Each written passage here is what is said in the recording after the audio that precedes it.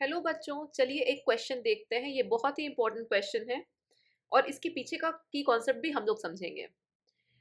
So question बोलता है कि two blocks of masses 10 kg and 20 kg are placed on x axis. The first mass is moved on the axis by 2 centimeter.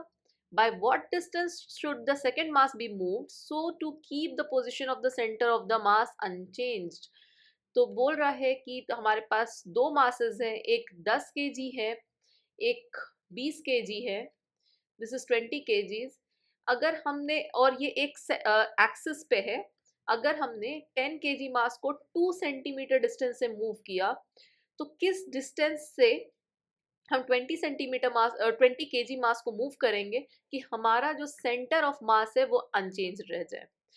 तो खैर ये बहुत ही important question है, इसे हम समझेंगे। इसके पहले चलो हम लोग कुछ की कॉन्सेप्ट समझते हैं सेंटर ऑफ मास के बारे में। ओके, सो हम लोग को सबको पता है कि सेंटर ऑफ मास जो होता है, जो centre of mass of an object होता है वो होता है m1x1 plus m2x2 by m1 plus m2। और इसको एक्सटेंड कर सकते हैं हम लोग इन्फिनिटी तक, mn plus plus plus plus mn, where x1 x2 are the distance from a certain origin. Okay, I hope ये सबको पता होगा।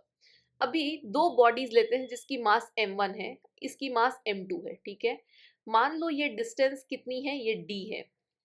अभी इसकी सेंटर ऑफ मास मान लेते हैं ये c है। This is the centre of mass, right. अभी इसके बारे में हमें कुछ एक इम्पॉर्टेंट बात सीखनी है। ठीक है, सो आई होप अभी तक क्लियर है सब बातें तुम्हें कि ये डिस्टेंस d है और वो हमने सेंटर ऑफ मास मान लिया है c। अभी देखो, ये सेंटर ऑफ मास c की पोजीशन हम निकाल रहे हैं। मान के चलो ये x एक्सिस है। Okay, this is the origin and mass m1 जो है वो ओरिजिन पे है। हमने इस मास जो m1 है इसको हमने ओरिजिन मान लिया है। ठीक है, सो सेंटर ऑफ मास कैसे कैलकुलेट होगी? सो सेंटर ऑफ मास कैसे होगी? m1 into x1. x1 is the distance of the mass 1 from the origin. So distance इसकी कितनी हुई origin से 0, क्योंकि हमने इसी को origin मान रखा है, right? Now m2 into x2. What is x2? x2 is the distance from the of mass m2 from the origin. So it is d, right? By m1 plus m2. This will give you the center of mass, the position of the center of mass, right? So this is equals to m2 d by m1 plus m2. So this is the coordinate of center of mass. So center of mass will lie at m2 d by m1 plus m2, right? I hope this is clear to you, right? Now let this position be o, c, let this be d. Okay, so हमें पता करना है OC क्या की value कितनी है, OC की value कितनी है, राइट? सो जो C की जो कोऑर्डिनेट हमारी निकली that is m2d by m1 plus m2, right? इसकी कोऑर्डिनेट इतनी है। O पोजीशन जो है वो उसकी कोऑर्डिनेट 0,0 है, राइट? सो OC डिस्टेंस कितनी होगी? OC डिस्टेंस सेम वही होगी जो हमारी C की कोऑर्डिनेट है, m2d by m1 plus m2, right? So OC distance हमें पता चल गया। अभी मान के चलो CD डिस्टेंस हम निकालने वाले हैं। CD distance, what is the CD distance? So CD distance will be OD minus OC. This will give you the distance CD, is it? OD minus OC. Now we know that OD is D, and what is the coordinate of OC? What is OC? OC is m2d by m1 plus m2, right? इसको थोड़ा solve करने से हमें मिल जाएगा m1 plus m2 into D minus m2d by m1 plus m2, right? और इसे थोड़ा और सॉल्व करेंगे तो m2d and m2d will get cancelled out and we'll get m1d by m1 plus m2, right? So cd की value हमें मिल गई। अभी देखो एक इंपॉर्टेंट कॉन्सेप्ट जो हम समझने जा रहे हैं, OC बाई CD, इसकी वैल्यू कितनी होगी? OC बाई CD की वैल्यू कितनी होगी, right? So OC by CD की वैल्यू होगी this equation this is equation number 1 divide by equation number 2, right? So ये हो जाएगी m2d by m1 plus m2 whole divided by m1d by m1 plus m2, right? So इसको थोड़ा सा और solve करते हैं. It is m2d by m1 plus m2 into m1 plus m2 by m1d. इसे थोड़ा सा और सॉल्व करते हैं. सो m1 प्लस m2 और m1 plus m2 will get cancelled out, और d and d will get cancelled out, and we'll be left with OC by CD is equals to m2 by m1, or we can write this as m1 into OC is equals to m2 into CD. m2 into CD. Okay, so this is very important concept.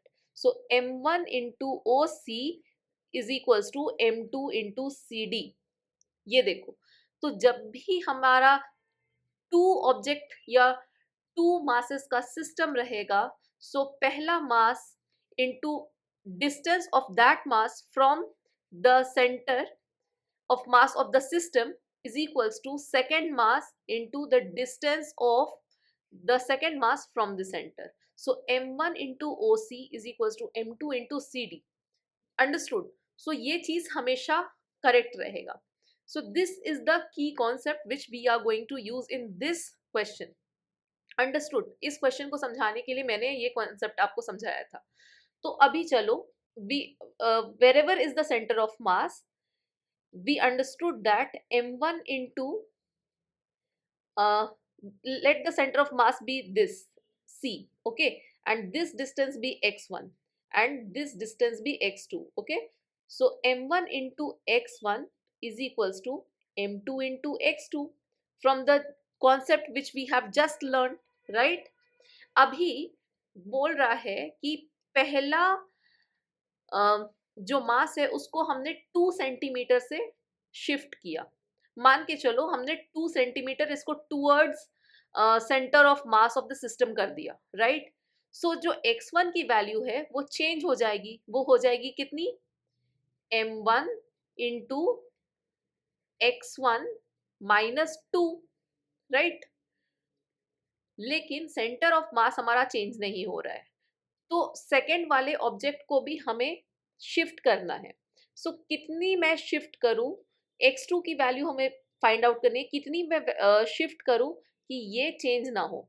So m2 into x2 minus, मान के चलो उस distance को हम d मान लेते हैं, right? अभी this is equation number 1 and this is equation number 2. Let's solve this equation number 2. So solving equation number 2, what we get? m1 x1 minus m1 into 2 is equals to m2 x2 minus m2 into d, right? अभी from equation 1, m1 x1 is equals to m2 x2, we know this, right? So from 1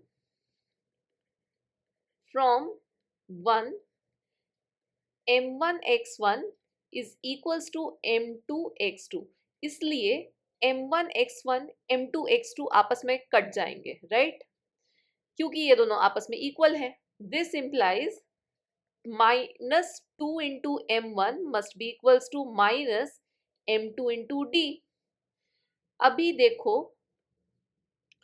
ये minus और minus का sign भी cut जाएगा आपस में. अब हम इसमें m1 और m2 की वैल्यू पुट कर देते हैं, ठीक है? So this implies 2 into m1 की वैल्यू है 10 must be equals to mass 2 की वैल्यू है 20 इंटू d. सो अभी देखो इसे हम लोग सॉल्व करते हैं तो हमें मिलता है 20 and this 2 and 10 will get cancelled out and d will be 1. सो हमें किस डिस्टेंस से हम 20 को मूव करेंगे कि हमारा सेंटर ऑफ मास अनचेंज्ड रहेगा. सो d की वैल्यू हमें मिल गई 1, right? So this is the correct answer. Hope you understood this. Thank you for watching.